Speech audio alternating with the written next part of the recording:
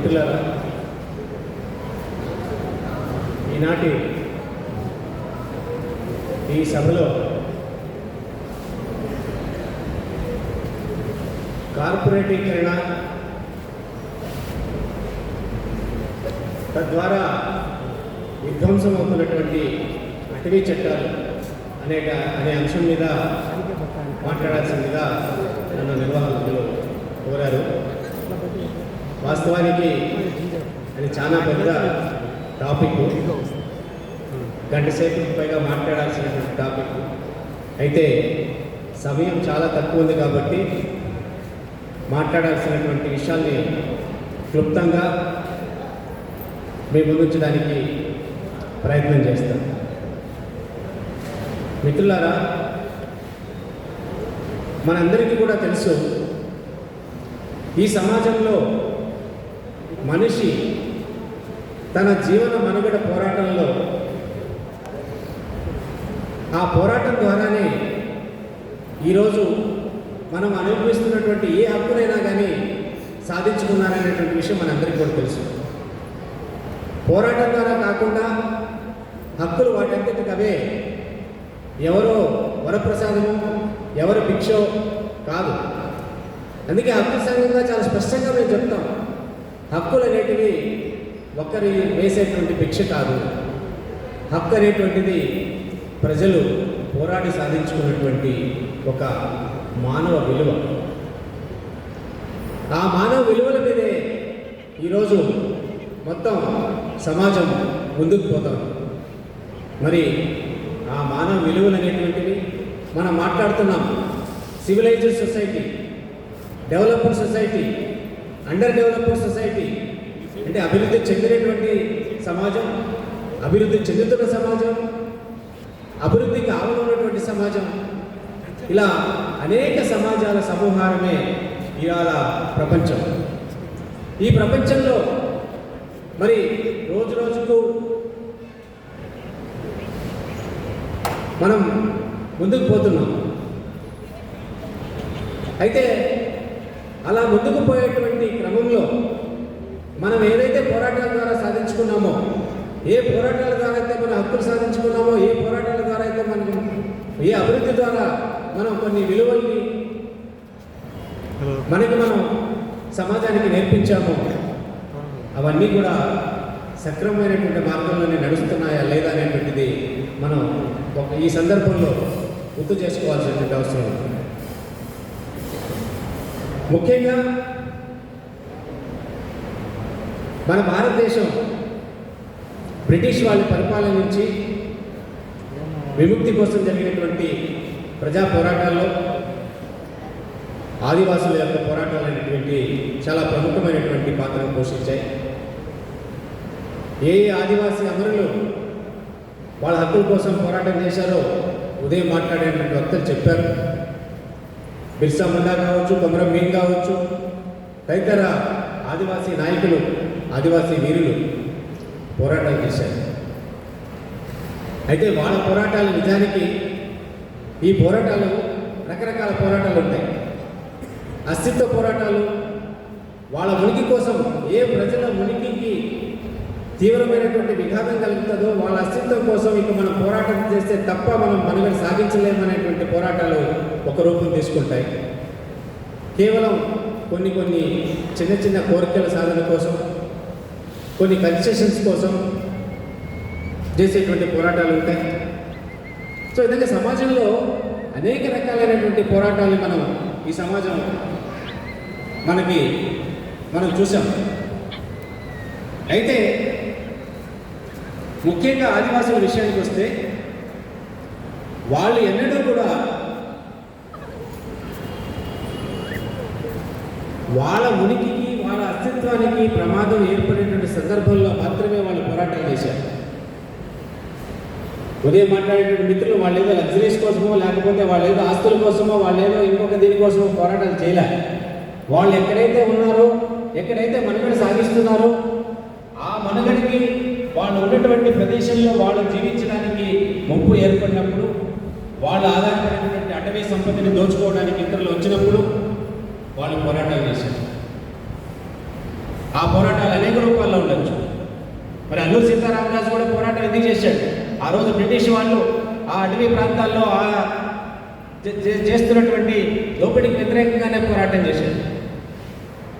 So ఈ విధంగా ఆదివాసీలు ముఖ్యంగా తమ అస్తిత్వానికి ముప్పు ఏర్పడినప్పుడు వివిధ రూపాల్లో పోరాటాలు చేస్తూ ముందుకు వచ్చారు. వాళ్ళు పోరాటాలు చేశారు కాబట్టి బ్రిటిష్ వాళ్ళు కూడా స్వాతంత్రం రాక పూర్వమే 1927లో భారత అటవీ చట్టాన్ని తీసుకొచ్చారు. ఆ భారత అటవీ చట్టం ఇండియన్ ఫారెస్ట్ యాక్ట్ ఆఫ్ 1927 అది ఈరోజు కూడా అమల్లోనే ఉంది. అయితే బ్రిటిష్ వాళ్ళు పరిపాలించేటప్పుడు వాళ్ళు కొన్ని చిన్న దీనికోసం అంటే టింబర్ ఎట్లా కట్ చేసుకోవాలి, ఎవరు తీసుకోవాలి, ఎవరు లైసెన్స్ తీసుకోవాలి, ఎవరికి హక్కు ఉంది, ఎవరికి హక్కు లేదు, ఇట్లాంటి వాటి మీద ఈ భారత అటవీ హక్కుల చట్టాన్ని తీసుకొచ్చారు. తర్వాత వాళ్ళు పరిపాలన కొనసాగించినప్పుడు భారతదేశంలో అనేక ప్రావిన్సెస్ ఉన్నాయి, అనేక స్థానిక ప్రభుత్వాలు ఉన్నాయి. సో వీళ్ళు ఏ ప్రావిన్స్కి ఆ ప్రావిన్స్ సపరేట్ చట్టాలు తీసుకొచ్చింది. అయితే మనకి స్వాతంత్రం వచ్చిన తర్వాత మొట్టమొదటిసారిగా భారత ప్రభుత్వం 1952వ సంవత్సరంలో ఒక అటవీ చట్టాన్ని అంటే ఒక పాలసీని ఫారెస్ట్ పాలసీని 1956లో తీసుకొచ్చింది.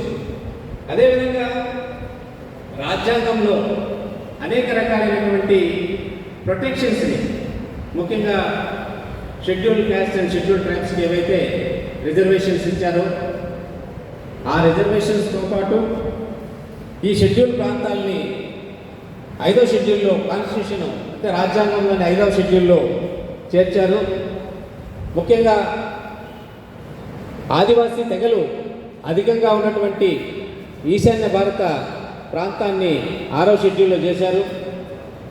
అదేవిధంగా అడవుల్ని అంతకు పూర్వం మొట్టమొదటిగా రాష్ట్రాల జాబితాలో ఉండింది. అయితే దాన్ని 7వ షెడ్యూల్లో చేర్చి ఉమ్మడి జాబితాలో చేర్చారు. అంటే ఉమ్మడి జాబితా అంటే కేంద్ర రాష్ట్ర ప్రభుత్వాలు ఉమ్మడిగా ఈ అడవుల మీద చట్టాలు చేసేటువంటి అధికారం రాజ్యాంగంలో 42వ సవరణ ద్వారా చేశారు. సో ఈ సవరణ ద్వారా ఏమైందంటే అప్పటి వరకు అడవుల మీద పూర్తి అధికారాలు హక్కులు ఉన్నటువంటి రాష్ట్ర ప్రభుత్వాల యొక్క ప్రాబల్యం తగ్గి ఈ అటవీ చట్టాల మీద చట్టాలు చేసేటువంటి అడవుల మీద చట్టాలు చేసేటువంటి హక్కు ప్రధానంగా కేంద్ర ప్రభుత్వం తీసుకుంది. అంటే కేంద్ర ప్రాబల్యంలోకి అటవీ ప్రాంతం అనేటువంటిది ఎక్కువగా వెళ్ళిపోయింది. అయితే మరి ఆ తర్వాత 1952లో జాతీయ అటవీ విధానాన్ని సెంట్రల్ గవర్నమెంట్ తీసుకొచ్చింది. ఈ జాతీయ అటవీ విధానం అనేటువంటిది ముఖ్యంగా అప్పటికే ఈరోజు మనం చూస్తున్నటువంటి పర్యావరణ విధ్వంసానితో ఒక 70-75 ఏళ్ళ క్రితాన్ని పోల్చుకుంటే అప్పటి పర్యావరణ విధ్వంసం చాలా తక్కువ స్థాయిలో ఉండేది. కానీ అప్పుడే ఆ పర్యావరణ విధ్వంసాన్ని గుర్తించినటువంటి పాలకులు అడవుల్ని సంరక్షించాలి, ఈ జీవ వైవిధ్యాన్ని కాపాడుకోవాలి, అదేవిధంగా ఆ అడవుల్లో నివసించేటువంటి ప్రజల యొక్క హక్కుల్ని పరిరక్షించాలి అనేటువంటి ప్రధానమైనటువంటి ఉద్దేశంతో ఈ 1952లో జాతీయ అటవీ విధానాన్ని తీసుకొచ్చారు. ఆ తర్వాత క్రమంలో ముఖ్యంగా మన ప్రధానమైనటువంటి అంశమైనటువంటి ఈ భారతదేశం కార్పొరేటీకరణ ప్రక్రియలోకి వెళ్ళడానికంటే ముందు అంటే ముఖ్యంగా ప్రపంచీకరణ, న్యూ ఎకనామిక్ పాలసీస్ ఇవన్నీ కూడా 1990 తర్వాత శరవేగంగా భారతదేశంలోకి తీసుకొచ్చాయి. అంతకు ముందు పెట్టుబడిదారీ విధానం ఉన్నప్పటికీ కూడా ఈ కార్పొరేటైజేషన్ అనేటువంటిది స్టార్ట్ కాలేదు కాబట్టి ముఖ్యంగా 1980లో అటవీ సంరక్షణ చట్టం ఫారెస్ట్ కన్జర్వేటివ్ యాక్ట్ ఆఫ్ 1980 అనేటువంటి దాన్ని తీసుకొచ్చారు. ఈ ఫారెస్ట్ కన్జర్వేటివ్ యాక్ట్ ఏదైతే ఉందో అది వేగంగా తరిగిపోతున్నటువంటి అటవీ సంపదని కాపాడాలి అనేటువంటి ముఖ్యమైనటువంటి ఉద్దేశంతో ప్లస్ పర్యావరణ సమతుల్యాన్ని కాపాడాలనేటువంటి ఉద్దేశంతో దీన్ని తీసుకొచ్చారు.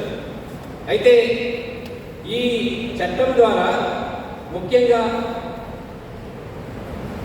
మొత్తంగా కూడా రాష్ట్ర ప్రభుత్వాలకు ఉన్నటువంటి హక్కుల్ని తీసేసుకున్నారు. ఎందుకు తీసేసుకున్నారంటే ఇది మొత్తం దేశంలో ఉన్నటువంటి జీవ వైవిధ్యానికి సంబంధించినటువంటి అంశం కాబట్టి ఏ రాష్ట్రానికి ఆ రాష్ట్రంలో ఒక ప్రత్యేకమైనటువంటి పరిస్థితులు ఉంటాయి. అట్లా కాకుండా ఒక జాతీయ విధానం అవసరం ఈ భారతదేశంలో ఉన్నటువంటి జీవ వైవిధ్యాన్ని కాపాడడం కోసం అనేటువంటి ఉద్దేశంతో ఇది సెంట్రల్ యాక్ట్ అటవీ సంరక్షణ చట్టం 1980. ఈ దీంట్లో ముఖ్యంగా రక్షిత అడవుల చుట్టూ కూడా ఏ విధమైనటువంటి భూముల్ని కూడా పట్టా భూములుగా కేటాయించరాదు, ఎవరికి అలాట్ చేయకూడదని చెప్పి, అదేవిధంగా అటవీ భూమిని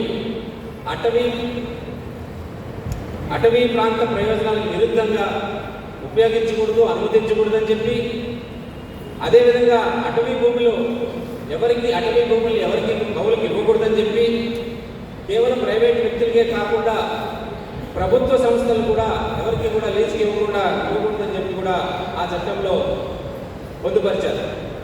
ఆ చట్టంలో ఇంకొక ప్రధానమైనటువంటి విషయం ఏంటంటే కేంద్ర ప్రభుత్వ అనుమతి లేనిదే అటవీ ప్రాంతాల్లో మైనింగ్ కార్యకలాపాల్ని రాష్ట్ర ప్రభుత్వాలు అనుమతించకూడదు. ఇది చాలా ఇంపార్టెంట్ అనేటువంటి విషయం. ఇవాళ మొత్తం మనం రేపు కొంచెం ఒక 2 నిమిషాల తర్వాత మాట్లాడబోయేటువంటి కార్పొరేటీకరణకి ఈ యొక్క క్లాజ్ అనేటువంటిది అడ్డంకిగా ఉండింది. మరి ఈరోజు అడ్డంకులు తొలగిపోయినాయనుకోండి, ఎలా తొలగిపోయినా చెప్తాను నేను.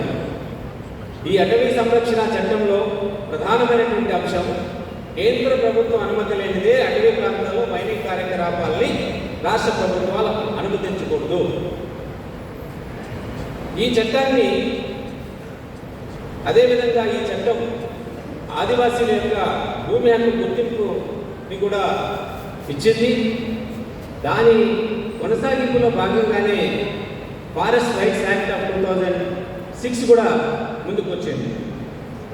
ఈ తర్వాత మన భారతదేశం ప్రపంచీకరణ దిశగా సాగడానికి ముందే 1988లో, అంటే ఫస్ట్ స్వాతంత్రం వచ్చిన తర్వాత 1952లో తీసుకొచ్చినటువంటి జాతీయ అటవీ విధానాన్ని రద్దు చేస్తూ కొత్తగా 1988లో మరొక జాతీయ అటవీ విధానాన్ని తీసుకొచ్చారు. ఈ జాతీయ కొత్త అటవీ విధానం కింద జీవావరణ పర్యావరణ సమతుల్యతకు ప్రాధాన్యత ఇచ్చిన తర్వాతనే ఆర్థిక అంశాలతో సహా ఏ అంశాలకైనా ప్రాధాన్యత ఇవ్వాలని స్పష్టంగా పేర్కొన్నారు. అంటే the first and foremost duty ప్రభుత్వాలు ఏంటంటే పర్యావరణ సమతుల్యతని దృష్టిలో పెట్టుకోవాలి. సో ఎకలాజికల్ బ్యాలెన్స్ అనేటువంటి దాన్ని ఫస్ట్ ప్రియారిటీ ఇవ్వాలనేటువంటిది, అడవుల్ని అటవీ భూభాగాల్ని పూర్తిగా సంరక్షించాలి. అదేవిధంగా ఆదివాసీలకు అడవులకు ఒక అవినాభావ సంబంధాన్ని దృష్టిలో ఉంచుకొని ఆదివాసీలకు అభివృద్ధి నిర్వహణకు సంబంధించిన ఏజెన్సీల్లో వాటి నిర్వహణలో భాగస్థులు చేయాలి. అంటే ఫస్ట్ టైం ఒక చట్టం రూపంలో ఆదివాసీలకి అటవీ ప్రాంత అభివృద్ధిలో వాళ్ళని భాగస్వాములు చేస్తూ ఈ పాలసీని తీసుకొచ్చారు. అదేవిధంగా పోడు వ్యవసాయాన్ని కూడా నియంత్రించాలి అనేటువంటిది ప్రధానంగా ఈ 1988లో రూపొందించినటువంటి జాతీయ అటవీ విధానంలో పొందుపరిచారు. అయితే ఆ తర్వాత దానికంటే ముందే ముఖ్యంగా మన రాష్ట్రానికి వస్తే యాక్ట్ 1/70. ఈ యాక్ట్ 1/70 ప్రకారం అటవీ ప్రాంతాల్లో నివసిస్తున్నటువంటి గిరిజనులు, ఆదివాసీలు వాళ్ళ భూముల్ని ఆదివాసేతరులు అటవీ ప్రాంతాల్లోకి వెళ్ళి పొందడానికి వీల్లేదు. అటవీ ప్రాంత భూములు అనేటివి పూర్తిగా ఆదివాసీలకే చెందాలి. ఆదివాసేతరులకి అటవీ ప్రాంతాల్లో ఉన్నటువంటి భూములపై ఎలాంటి హక్కు ఉండదు, అలాంటి బదలాయింపు ఏదైనా ఉంటే అది చట్ట విరుద్ధము, అది రాజ్యాంగ విరుద్ధం అని చెప్పి చాలా స్పష్టంగా యాక్ట్ 170 చెప్పింది. మరి యాక్ట్ 170 ఇప్పటికి దాదాపు 55 ఏళ్ళు. ఈ 55 ఏళ్ల కాలంలో ఒక్కసారిగా క్షేత్రస్థాయిలో మనం పరిశీలిస్తే ఇవాళ చాలా ఏజెన్సీ ప్రాంతాల్లో, ముఖ్యంగా మన రాష్ట్రంలో ఉన్నటువంటి ఏజెన్సీ ప్రాంతాలైనటువంటి తూర్పు, పశ్చిమ గోదావరి జిల్లాలు, విశాఖపట్నం, విజయనగరం, శ్రీకాకుళం, ఈ ప్రాంతాల్లో పోయి చూస్తే సగానికి పైగా అటవీ ప్రాంత భూములు గిరిజనేతల చేతుల్లోనే ఉన్నాయి. మరి చట్టం ఉంది, అదేవిధంగా మన కోర్టులు, రాష్ట్ర హైకోర్టు కానీ సుప్రీంకోర్టు కానీ ఇవన్నీ కూడా ఎటువంటి పరిస్థితుల్లోనూ అటవీ భూముల్ని గిరిజనేతరుల యొక్క బదలాయింపు చట్టవిరుద్ధము, చెల్లదు, వైడ్ అబినేషియో అని చెప్పి డిక్లేర్ చేసినప్పటికీ కూడా రాజకీయ వ్యవస్థల అవినీతి మూలంగా, అధికారుల యొక్క నిర్లక్ష్యం వల్ల, అధికారుల యొక్క లంచగొండితనం వల్ల, అధికారుల యొక్క చట్టవిరుద్ధమైనటువంటి చర్యల వల్ల ఇవాళ సగానికి పైగా అటవీ ప్రాంత భూములు గిరిజనేతల చేతుల్లో ఉన్నటువంటి పరిస్థితి మన ముందర